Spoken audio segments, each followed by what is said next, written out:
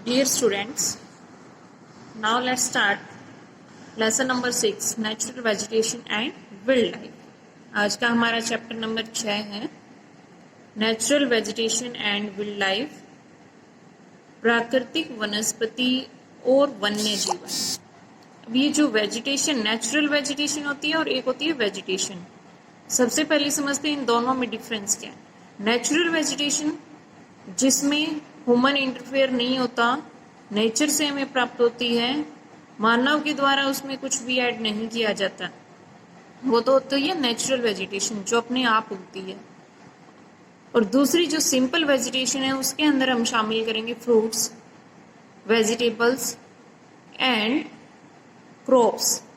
फसलें, फ्रूट और वेजिटेबल्स को शामिल करेंगे, वेजिटेशन के अंदर आती है। वो ह्यूमन उसमें इंटरफेयर करता है, कुछ ना कुछ उसमें ऐड करता है, तभी वो चीजें उगती है, वो वेजिटेशन कहलाती है। और नेचुरल वेजिटेशन जो नेचर से हमें प्राप्त होती है, ह्यूमन इनपुट्स नहीं होते। वाइल्ड लाइफ जंगली जीवन, जंगली जानवरों से संबंधित, फ्लोरा एंड फौना से संबंधित है। तो अब इस वेजिटेशन को कौन कौन से फैक्टर्स प्रभावित करते हैं। अब वेजिटेशन आपने देखा होगा कि फसलें जो है या पेड़ पौधे हैं वो हर जगह एक जैसे नहीं होते। हमारे यहाँ किसी प्रकार के पेड़ पौधे उगते हैं, दूसरी जगह हम जाएंगे, कहीं पहाड़ों पर जाएंगे तो वहाँ अलग प्रकार के पेड़ पौधों की प्रजातियां पाई जाती है। तो वो किस वजह से होती है, उनको कौन कौन से फैक्टर्स प्रभावित करते हैं, वो हम इसमें पढ़ेंगे। Factors affecting vegetation varies with height, soil thickness, slope and temperature. ये देखिए इस प्रकार से, मान लो ये आपका प्लेन वाला एरिया है जहां हम अभी रहते हैं। जैसे जैसे हम ऊंचाई की तरफ बढ़ते जाएंगे वैसे वैसे वेजिटेशन में चेंज आता जाएगा। तो ये चीज यहाँ नोट करने वाली है कि हाइट और वेजिटेशन का आपस में क्लोज रिलेशन है। हाइट और वेजिटेशन का आपस में क्लोज रिलेशन है। जैसे जैसे हम ऊंचाई की तरफ बढ़ेंगे वैसे वैसे ही वेजिटेशन में चेंजेस आते जाएंगे। यहाँ हम निचले स्तर पे, अगर प्लेन में जहाँ पे वर्षा की मात्रा ज्यादा होती है, पानी की मात्रा ज्यादा होती है, मिट्टी उपजाऊ होती है, वहाँ हरे भरे और बड़े बड़े पेड़ पौधे पाए जाते हैं। जैसे जैसे हम ऊपर की तरफ बढ़ेंगे, पानी की मात्रा कम होती जाएगी, नमी बढ़ती जाएगी, वैसे वैसे ही वेजिटेशन में चेंज आता जाएगा। और ये जो सबसे ऊपरी सतह होती है हमारी पहाड़ों के जो ऊपर की जगह है, ये पूरी तरह आइस से ढकी हुई होती है। यहाँ पे आइस होती है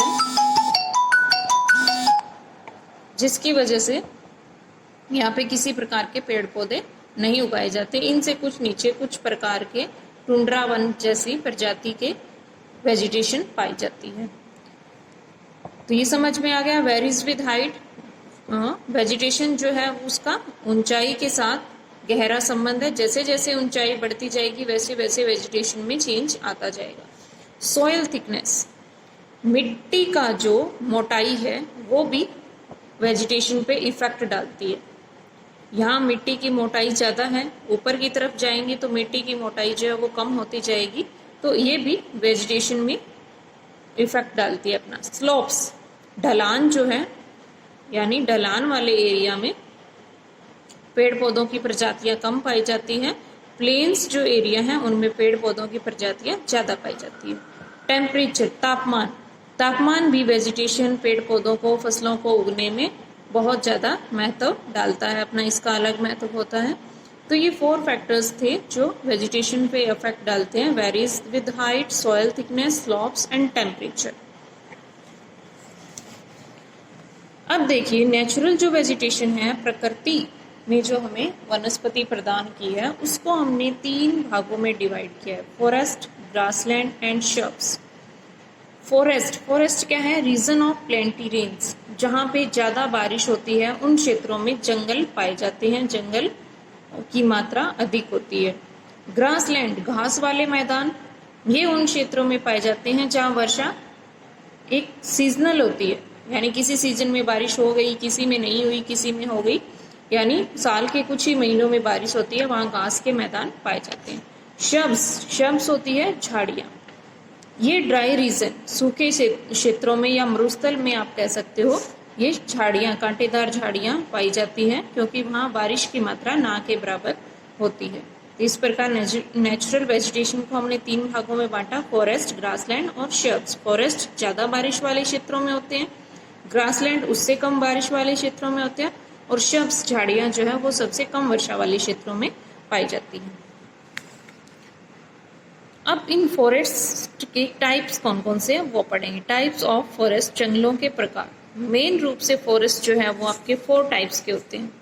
फर्स्ट है आपका tropical evergreen forest. Tropical evergreen forest, it is also called tropical rain forest. अब नाम, इसके नाम से ही आप समझ सकते हैं कि ट्रॉपिकल एवरग्रीन मीन्स जो हमेशा हरे भरे रहते हैं वो जंगल। अब हरे भरे जंगल कहाँ रहेंगे? जहां पानी की मात्रा ज्यादा होगी, बारिश की मात्रा ज्यादा होगी, क्लाइमेट जो है वो हॉट होगा और नमी बनी रहेगी वातावरण में बारिश की वजह से, तो वहां सबसे ज्यादा हरे भरे जंगल पाए जाएंगे। Rain throughout the year, इन क्षेत्रों में जहां पर एवरग्रीन फॉरेस्ट पाए जाते हैं वहां हमेशा पूरे साल लगभग बारिश होती रहती है। Not shade there leaves, evergreen forest जो है वो पूरी तरह से अपनी पत्तियां नहीं गिराते। इनकी पत्तियां जो है एक साथ नहीं गिरती, यानी कुछ पत्तियां गिर गई उनके स्थान पे नई आ गई, फिर कुछ गिर गई कुछ नई आ गई, तो इस प्रकार ये हमेशा हरे भरे रहते हैं, एक साथ अपनी पत्तियां नहीं गिराते। सनलाइट नॉट पेनिट्रेट डाउन, ये वन इतने घने होते हैं कि सूर्य का जो प्रकाश आता है दिन में वो इनको क्रॉस ही नहीं कर पाता। इनके नीचे की जो धरती होती है वहां तक सूर्य का प्रकाश पहुंच ही नहीं पाता, अंधेरा सा रहता है इन जंगलों में। फॉर एग्जाम्पल रोजवुड, इबोनी और महागोनी एवरग्रीन फॉरेस्ट में पाए जाने वाले मुख्य पेड़ है। इनको आपको याद रखना है। एवरग्रीन फॉरेस्ट में पाए जाने वाले पेड़ है रोजवुड, इबोनी और महागोनी। सेकंड आता है आपका tropical deciduous forest.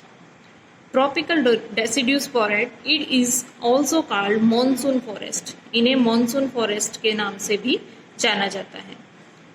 Shade there leaves in dry season, ये सूखे सीजन में यानी जब बारिश नहीं होती तब अपनी पत्तियां गिरा देते हैं। चेंज इन क्लाइमेट, जहाँ पे ट्रॉपिकल डेसिड्यूस फॉरेस्ट पाए जाते हैं वहाँ वातावरण में चेंज होता रहता है, यानी कभी गर्मी, कभी सर्दी, कभी बारिश, कभी पतझड़ का मौसम आता रहता है। India, north Australia and central America में ट्रॉपिकल डेसिड्यूस फॉरेस्ट पाए जाते हैं। फॉर एग्जाम्पल साल, टीक, नीम एंड शीशम इसके एग्जाम्पल हैं। और इन वनों में जो मुख्य तौर से एनिमल्स पाए जाते हैं वो है tiger, lion, elephants, langurs and monkeys. Next type आपका third, temperate evergreen forest. These forests are found along the eastern margin of the continents like Southeast USA, South China and Southeast Brazil. Temperate evergreen forest जो है वो मुख्य तौर से महाद्वीपों के किनारों पर पाए जाते हैं, जैसे साउथ ईस्ट यूएसए में पाए जाते हैं, साउथ चाइना में और साउथ ईस्ट ब्राजील में। For example oak, pine, eucalyptus etcetera. These comprise both hard and softwood. Oak, pine, eucalyptus temperate evergreen forest के एग्जाम्पल हैं, और इन पेड़ों की जो लकड़ी होती है वो हार्ड और सॉफ्ट दोनों टाइप्स की होती है। नेक्स्ट जो हमारा फोर्थ पार्ट है, temperate deciduous forest. These are found in higher latitudes, ये लैटिट्यूड्स की ऊंचाई जैसे बढ़ती जाती है उन क्षेत्रों में ये टेम्परेट डेसिड्यूस फॉरेस्ट पाए जाते हैं। These forest shade there leaves in the dry season, ये अपनी पत्तियां गर्मी में या सूखे सीजन में गिरा देते हैं। एग्जाम्पल ओक, ऐश, बीच एक्सेट्रा। और इन जंगलों में पाए जाने वाले मुख्य एनिमल्स हैं, मेन जो एनिमल्स है डियर, फॉक्स एंड वॉल्व्स। इन क्षेत्रों में कुछ मुख्य तौर के प्रकार के पक्षी भी पाए जाते हैं, जैसे पीजेंट्स, मोनाल एक्सेट्रा।